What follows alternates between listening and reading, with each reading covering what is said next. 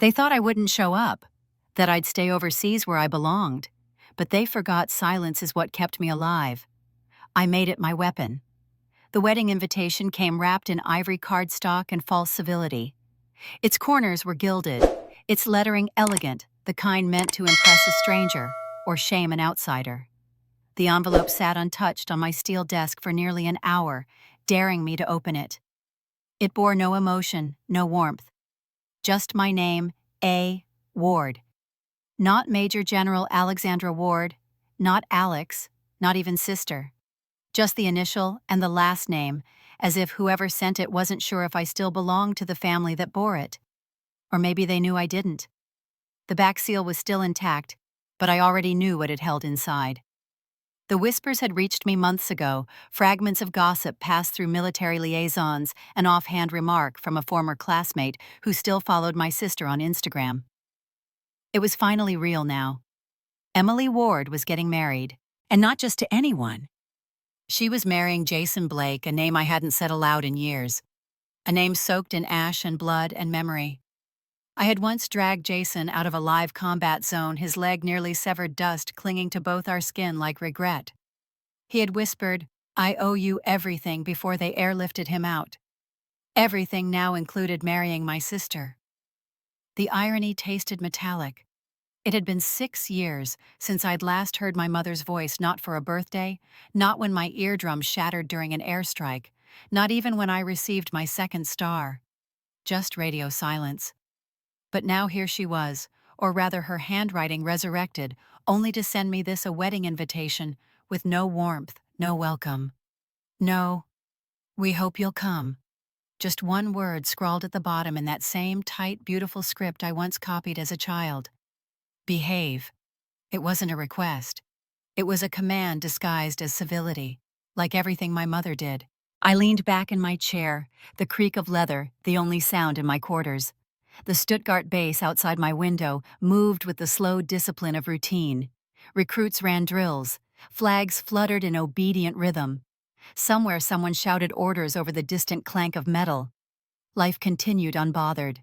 I sat frozen, that single word echoing louder than all of it. Behave. As if that was all I had ever failed to do. As if leaving, surviving, achieving, earning a rank most men in my family never dared to chase was somehow rebellion. As if being visible had cost them something they couldn't name. Jason Blake. I hadn't heard from him since the day they rolled him into the emergency evac. He never wrote, never called, never even sent the courtesy thank you that soldiers whisper like sacred debt. But now he was about to become my brother-in-law, and I hadn't even known they were together. I opened the envelope. Inside was the expected elegant cardstock, a floral border, time, date, location. Richmond, Virginia. Spring wedding. RSVP by March 12th. A postscript in Emily's handwriting. Bubbly, performative, still immature. Hope you can come. Dress code is formal, but don't worry. No uniforms. There it was. The second cut. No uniforms. Not, we want you to feel comfortable but don't show them who you really are. God forbid anyone mistake me for something respectable, for someone who still commanded troops across continents. God forbid their country club guests see who I had become. I placed the card on my desk and exhaled. The breath shook. I hadn't meant for it to. A knock came sharp, familiar. Colonel Simmons. He stepped in without waiting. You heard I asked. He nodded. Of course he had. Simmons had the hearing of a hawk and the patience of a monument. Emily's marrying Blake, he said. Yeah. He tilted his head slightly. That's the same Blake you pulled out of Hellman, same one. He didn't say anything for a moment, just sat. The quiet between us wasn't uncomfortable. It was the kind we'd trained in, used to. He didn't ask why I hadn't RSVP'd. He just looked at me the way he always had, like I was made of steel wrapped in skin. You going? He finally asked. I shrugged. Depends. You think I should? That depends on whether you're going to fight a war. Or bury a ghost, I finished for him. He smiled. Not wide, just enough. If you go, he said, don't wear your stars like armor. Wear them like a memory. Let them remember who you became without them. And just like that I knew. I wasn't going to crash a wedding. I was going to haunt it. They said I was always too loud, too stubborn, too masculine. That my ambition was off-putting my spine unbecoming of a lady. But the truth was simpler. I was born into a family that only loved women who stayed small. And I refused. From the moment I enlisted at 17, I became a fracture in the pristine image my mother had worked so hard to paint. Alexandra Ward, the girl who traded ballet shoes for combat boots, who left college teas and sorority mixers for drills, mud, and classified assignments. I wasn't rebellious. I was determined. But in her eyes, they were the same thing. My mother, Evelyn Ward, had built her life around performance, pearls, posture, and a perfectly curated reputation. She'd married a military man, yes, but even my father's career served her image. She hosted officers' wives' luncheons like she was born for it. But when I dared follow in his footsteps not as a wife, but as a soldier, it wasn't noble. It was inconvenient. Her disappointment didn't come in shouts. It came in silence, in withheld phone calls, in Christmas cards addressed only to my sister Emily, in family newsletters where my name simply vanished after 2009, as if I'd died the day I deployed. It was only my father, Colonel Henry Ward, who understood. We weren't close in the traditional sense, but we shared a code. Unspoken, clean.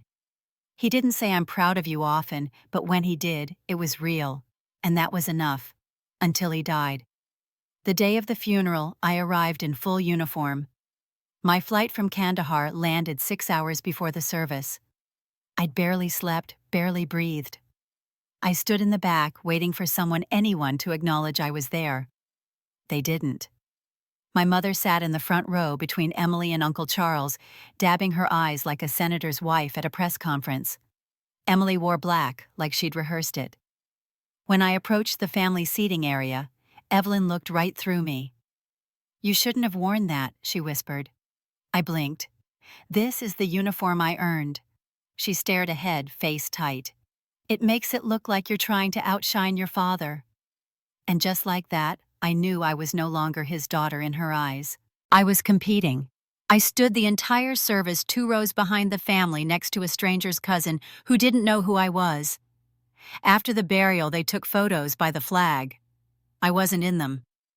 That was the last time I saw my family. 6 years ago. Until now. Emily Ward. My younger sister had always been the golden child.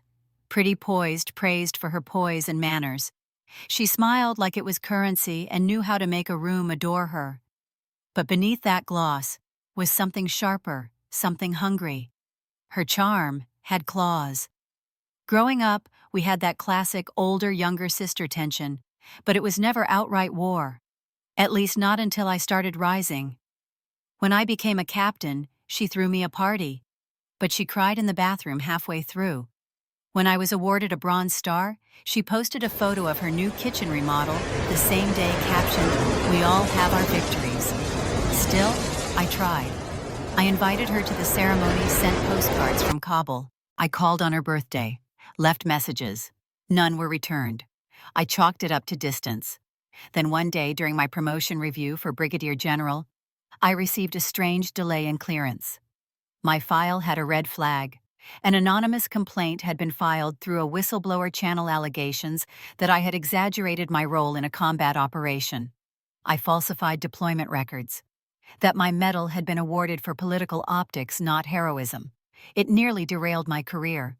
For 10 months I was placed in review limbo. No access to high-security assignments, no elevation. My promotion was frozen. I started doubting myself. I wonder who could have hated me enough to send that. And then 2 years later, a forensic linguistics report on internal leaks crossed my desk. It included phrases pulled from the complaint, phrases I recognized. Irregardless, like literally bleeding. Sister complex. Those weren't army terms. They weren't from someone in the field. They were from Emily. I'd heard her say every one of them. The betrayal hit harder than enemy fire, because this wasn't some jealous rival in the chain of command. This was my sister, the one I used to walk home from school, the one I defended in middle school when a teacher made her cry, the one who sent a letter to the army trying to end me. And now she was marrying Jason Blake. She who called me disgraceful. She who joked that I just babysat doors in a flak jacket. She who told friends I probably faked my war trauma to get out of the military early. This wedding invitation. It wasn't an olive branch. It wasn't family reaching out. It was a power play, a message, a reminder that I didn't belong. There was no title next to my name, no major general, no request for a speech, no acknowledgement of my service. Just that final word scribbled like a command. Behave. It said, sit down, don't make a scene, smile for the cameras, be invisible again. But they forgot something. I never needed a stage to make a statement. The flight from Stuttgart to DC was quiet deliberately so. I'd requested a middle seat. I didn't want the window or the aisle. I didn't need the view or the chance to escape. I just wanted to arrive unseen, undisturbed. I wore my service dress navy blue with silver trim 2 stars shining just below my collar. The ribbons on my chest weren't for show. Each one held the weight of years of losses of command. I hadn't worn it for vanity. I wore it because it told the truth, a truth that the invitation tried so hard to erase. When I stepped off the plane, I didn't look for anyone. No one was waiting anyway. The drive to the venue was an hour of empty road and low music. I sat in the back seat of a rental scrolling through the names of the guests. I vaguely remembered distant cousins, tennis club friends, one of Emily's old sorority sisters, who once asked if PTSD was just drama for soldiers. No one knew I was coming. That was intentional. I wasn't listed in the public RSVP. I hadn't called ahead. I didn't even check into the hotel block. Because I wasn't coming as a family, I was coming as a fact. The wedding venue was the kind that made people feel richer just by standing in it. White columns, mahogany doors, a grand ballroom with antique chandeliers, and a staircase meant for dramatic bridal descents. I walked in through the side entrance, not to avoid attention, but because the main doors were blocked by floral arrangements and photographers. The rehearsal dinner was already underway. I paused just beyond the ballroom entrance, watching for a moment before entering. The scene was perfectly staged. White linens, champagne flutes, laughter floating like perfume. A curated happiness. Then I saw her, Evelyn Ward, my mother. Wearing a fitted navy gown, pearls around her neck like a noose she'd knotted herself. She was working the room like a diplomat, leaning in close to whisper, smiling widely for the photographers they'd hired just in case the wedding got picked up by a magazine. And then there was Emily, my sister, future bride, high society darling, resplendent in white satin and false modesty. She was laughing at something Jason whispered. His hand rested lightly on her waist, the same hand that once trembled in mine when I pulled him through a smoke-filled street under gunfire. I stepped in. Not a dramatic entrance, no gasp, no music shift, just the sound of my shoes against marble. A few heads turned. Not many. Not yet. My mother saw me first. Her smile didn't fade. It simply froze like someone paused her expression mid-performance. She didn't approach me. She didn't wave. She simply turned subtly and whispered something to the event coordinator. I knew what was coming before the woman approached me with a clipboard and a strained smile. "Hi, Miss Ward. We've arranged seating for you near the back, just past the dessert table. It's got a lovely view of the gardens, lovely view, lovely distance, strategic exile." I nodded. Of course. There was no place card with my name on the head table, no mention of my arrival, no look was finally here from family friends, just a few curious glances, a few puzzled squints, as if trying to place me. Some recognized the uniform. Fewer recognized the woman wearing it. I sat in silence. Every once in a while a server asked if I needed anything. I said no. My name was never called during the toasts. Evelyn raised her glass to family, to tradition, to the ties that bind. She never looked at me. When the slideshow began, pictures of Emily growing up riding ponies, smiling in school uniforms, hugging Jason on a ski trip. I waited to see if even one frame would include me. One snapshot, a birthday, a shared childhood, a family trip. Nothing. I had been erased so cleanly it was almost surgical. When Jason took the mic, his eyes flickered toward me for a half second, not surprise, not guilt, just the acknowledgement of something long buried, but not forgotten. He didn't say my name either. Later that night, as I passed through the hallway to leave, I saw Evelyn in a quiet conversation with the planner. "She came after all," the planner whispered, glancing toward me. Evelyn sipped her wine. "Yes," she said smoothly. "But no need to adjust anything. She knows how to stay in the background." She said it without malice, not even disdain, just certainty, as if that had always been my place, the shadow behind the chandelier. But she was wrong about one thing. I didn't return to blend in. I returned to be remembered. The reception was an orchestra of champagne flutes and forced smiles. The ballroom shimmered under dim, flattering lights. Waiters glided across the floor like shadows, and a string quartet played something so elegant it nearly drowned out the tension in my jaw. I stood near the edge of the room, glass in hand, staring at a table arrangement that read, "For those who serve." It wasn't mine. My seat, still near the exit, had no nameplate, just a napkin folded like a threat, and a wine glass that no one refilled. I didn't eat. I didn't move. I just watched. Then the microphone clicked on. Emily. Her heels clicked against the parquet floor with the same rhythm she used to stomp down the hallway when we were kids, always a little too loud, always demanding the floor. She wore white like a weapon, bold, pristine, and unapologetically blinding. "Thank you all," she began, voice sugary and high. "This night is a dream, and like all dreams, I have a few people I want to thank before I wake up and realize I married a man who leaves socks in the microwave." Laughter. Jason smiled, arms slung over the back of his chair, his uniform coat gone, now sleeves rolled up, casual, comfortable, untouched. Emily turned slowly, eyes sweeping the crowd. I could feel it before she said it. "That includes my family," she continued.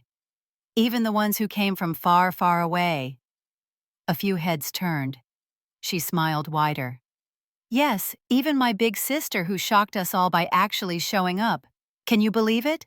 Polite laughter. And then came the dagger. "Even our very own gate guard made it back from duty, front gate, that is. Who knew protecting parking lots came with medals?"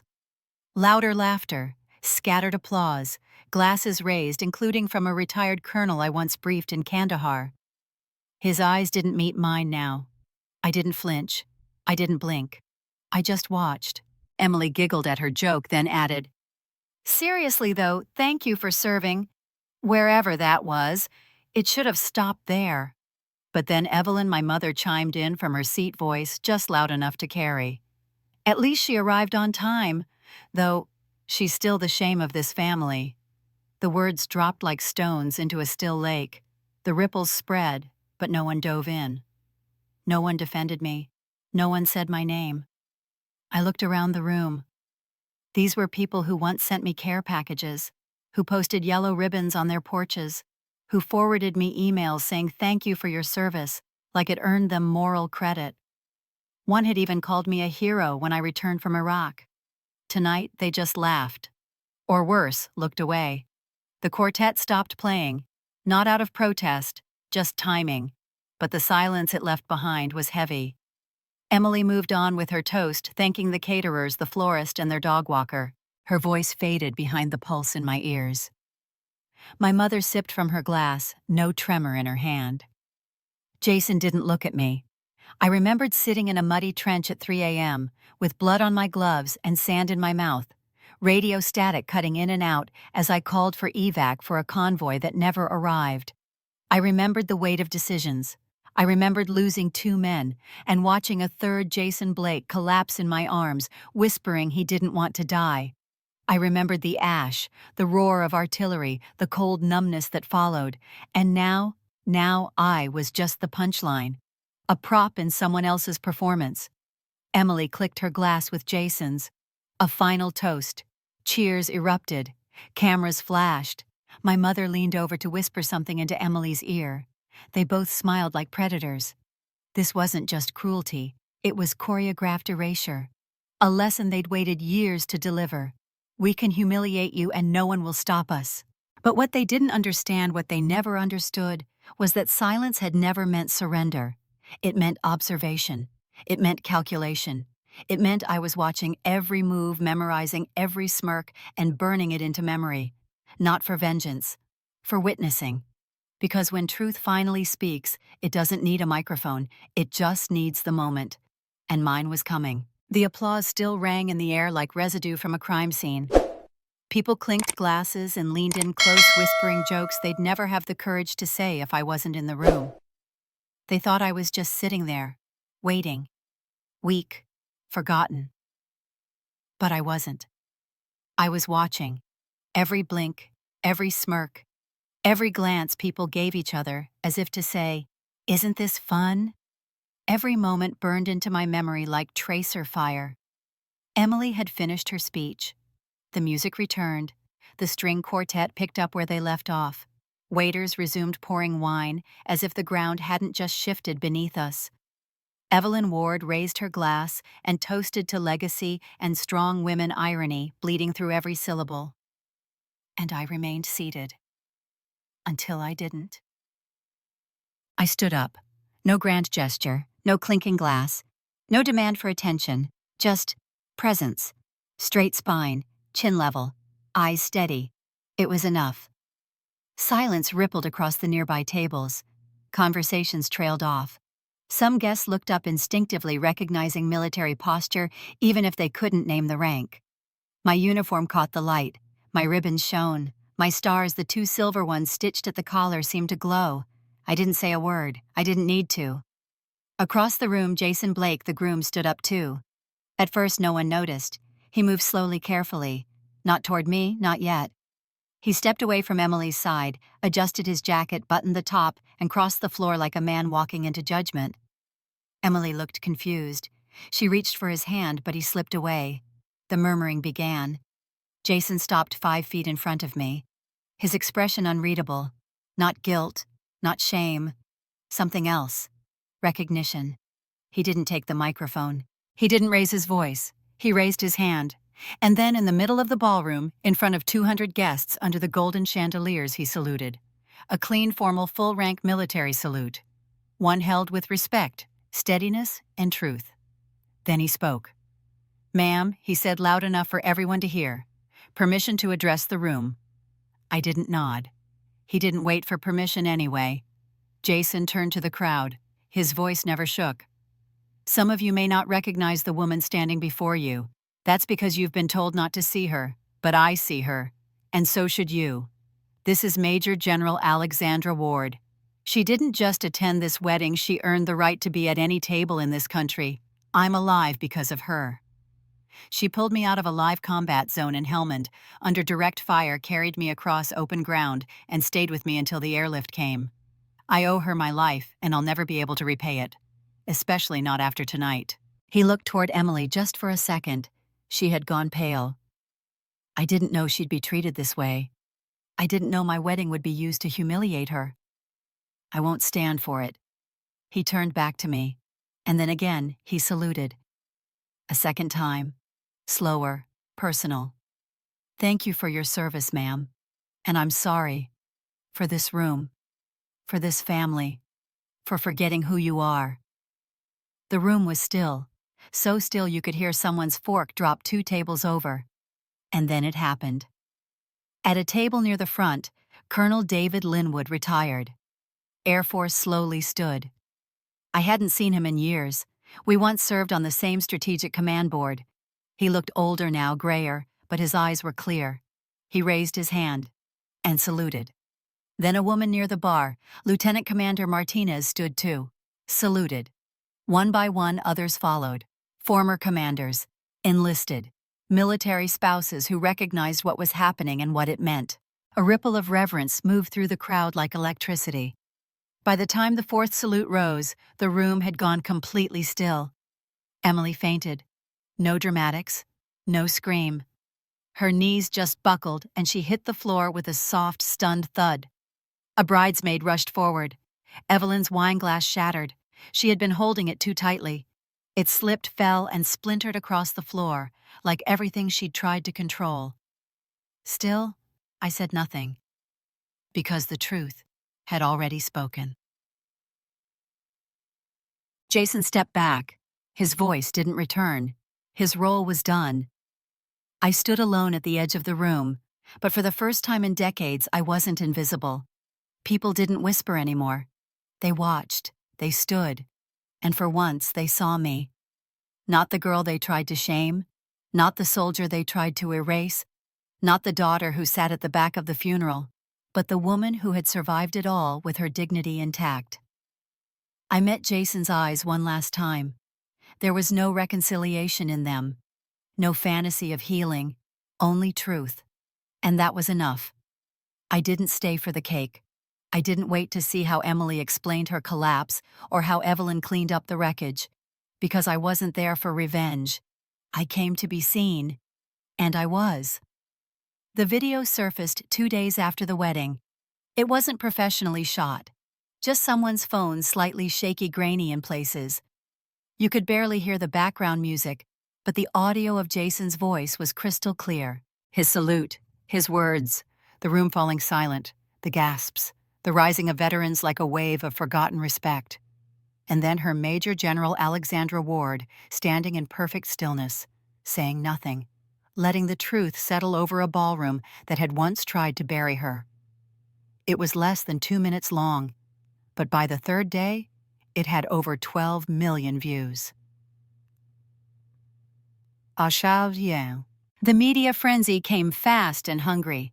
Headlines poured in. Bride humiliates decorated sister, groom stuns guests with public tribute.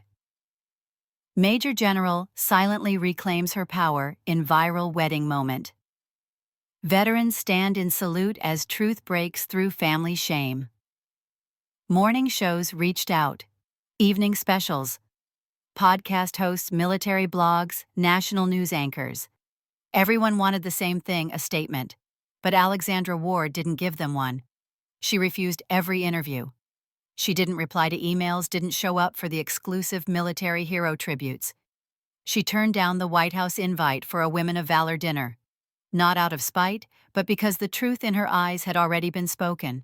She had nothing left to prove. Let them talk. Let them guess. But Evelyn Ward couldn't stay silent.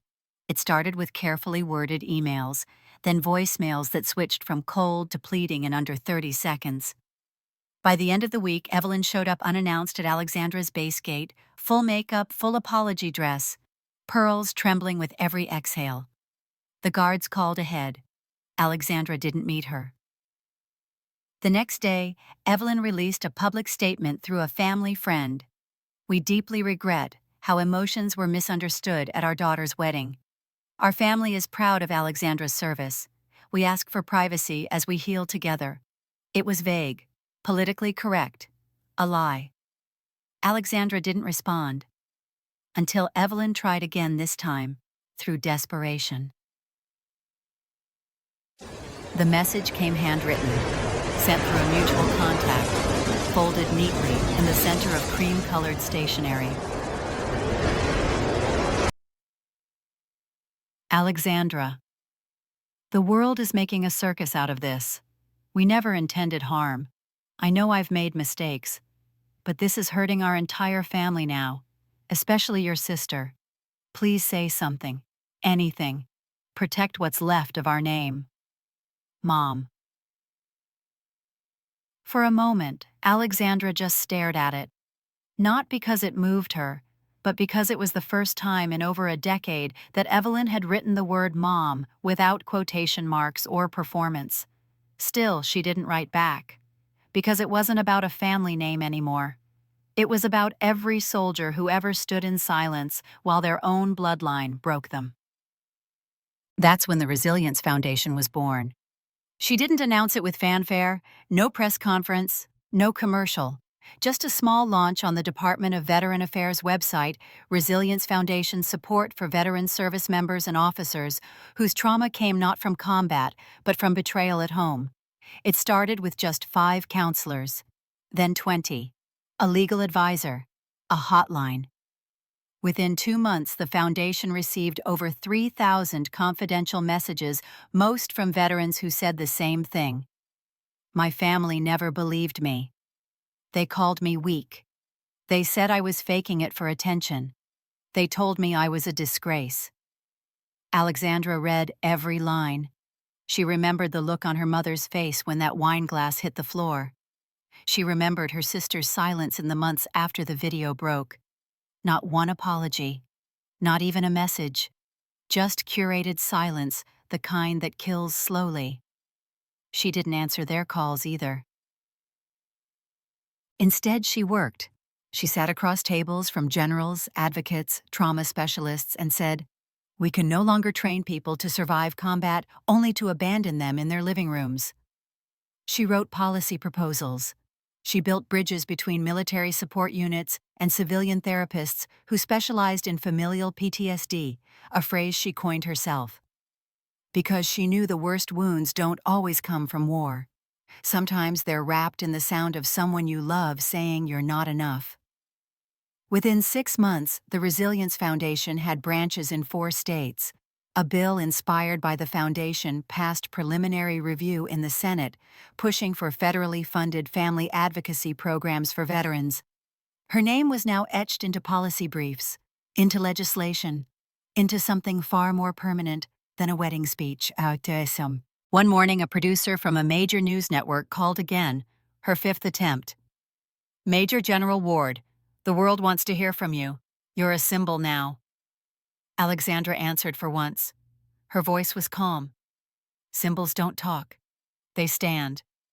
And then she hung up. The world kept talking anyway. They shared her silence. They turned it into strength.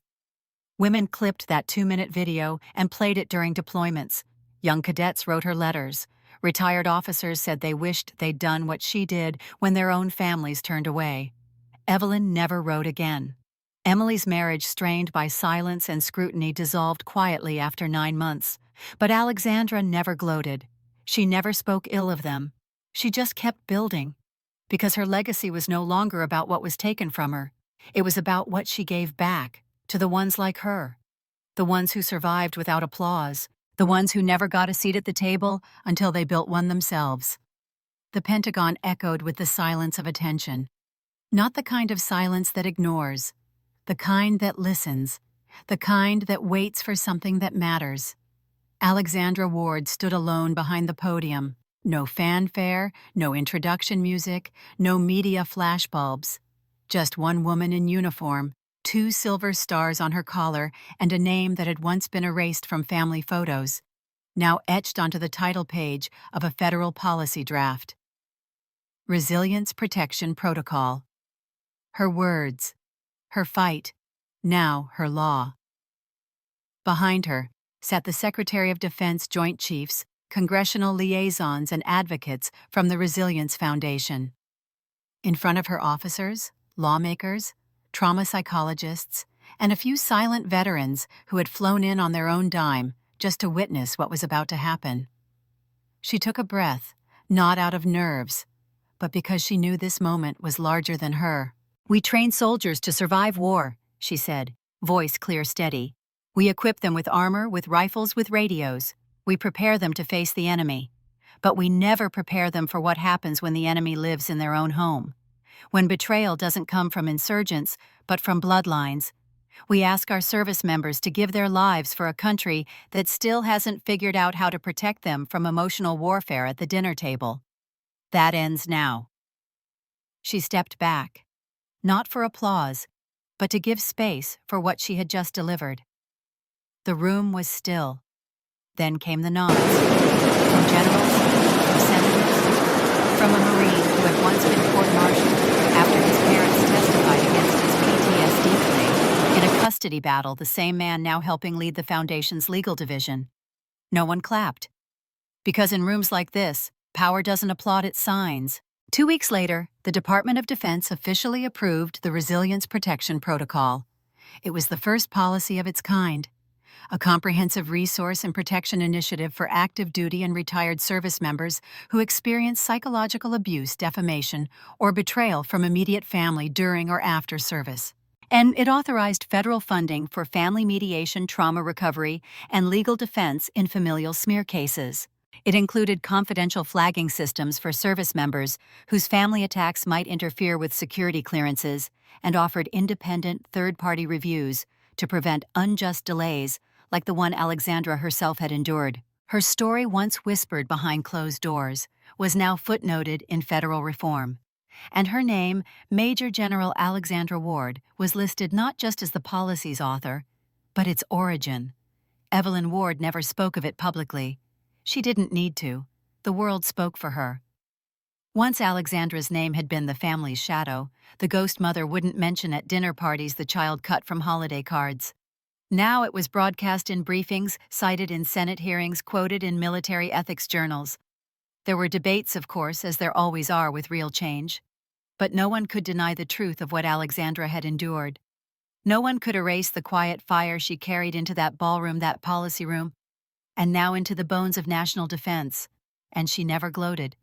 Because this wasn't revenge. This was restoration. At the official policy signing, one of the younger lieutenants asked for her autograph.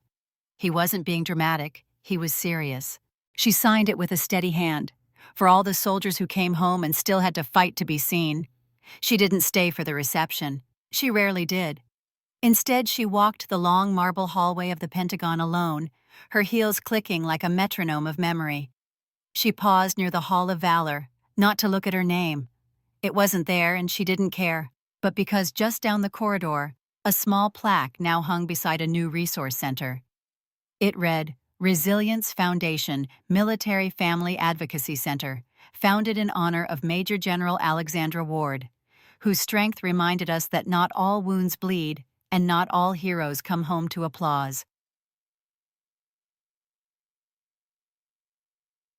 Later that night, she sat on the rooftop of her modest apartment in D.C., watching planes pass overhead.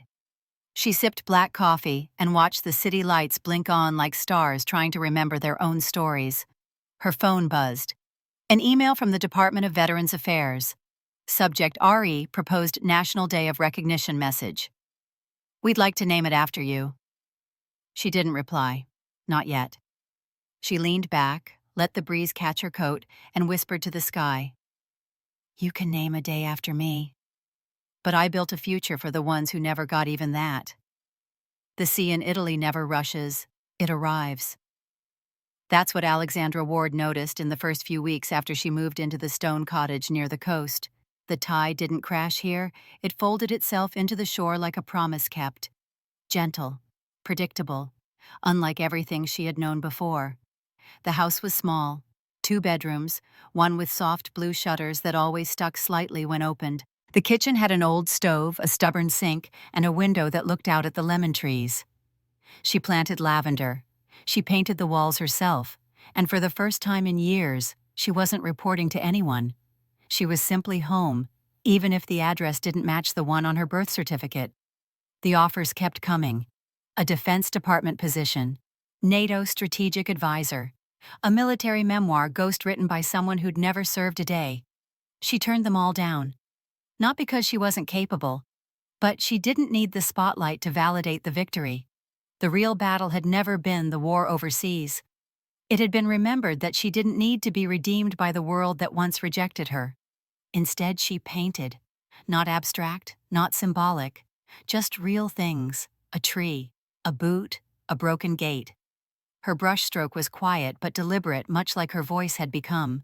She journaled too, not for publication, just for clarity. Some days, she wrote letters to the version of herself that once sat at the back of a funeral. Other days, she wrote to no one, and that was okay. The town was small San Pietro sul Mare. Not many tourists, just fishermen, old women who made pasta with hands that had never shaken, and children who ran barefoot through cobblestone alleys, like the past couldn't catch them. Alexandra became a part of the village slowly. She never tried to insert herself. She helped when asked, listened more than she spoke. On Sunday mornings, she bought fresh bread. On Tuesday afternoons, she taught English to a group of teenagers who wanted to watch American movies without subtitles. She smiled more, still quiet, but softer now. One afternoon, she sat under the olive tree outside her house, sketchbook in hand. A boy no older than 8 wandered over his soccer ball tucked beneath one arm. He had eyes too curious for his age and dirt on his knees. He looked at her for a moment, then asked in clumsy English, "Are you a general?" She paused, pencil hovering above paper. He wasn't mocking, just wondering. In that innocent, sacred way children ask before the world teaches them shame. She smiled gently, closed the book. "I used to be," she said. "Now, I'm just someone who learned how to fight for herself." The boy blinked, nodded, and then, without another word, handed her the ball, as if sharing something precious, before running back toward the square. She watched him disappear behind the lemon trees. The past still visited her sometimes, not as nightmares, not anymore, but as echoes. A glance at her medals now tucked in a drawer, the sound of boots on gravel, the phantom ache of being unseen. But she didn't need closure. She had chosen continuance instead. Some nights, she sat on her small rooftop and looked out across the water. The same sea that once carried soldiers to war, now whispering, "You are allowed to rest." She didn't check the news. She didn't follow up on family gossip.